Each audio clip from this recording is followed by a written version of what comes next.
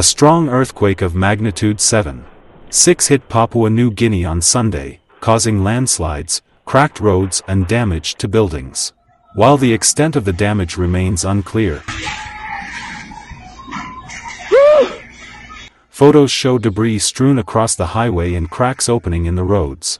According to the U.S. Geological Survey, the quake struck at a depth of 90 kilometers, approximately 56 miles, near Kainantu, a city of about 8,500 people.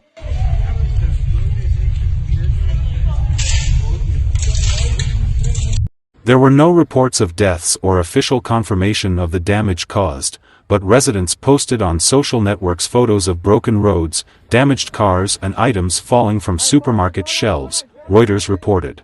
The U.S. National Tsunami Warning Center said there was no tsunami threat. Earlier in the day, he said dangerous tsunami waves were possible within 1,000 kilometers, about 621 miles, along the coast of Papua New Guinea and Indonesia.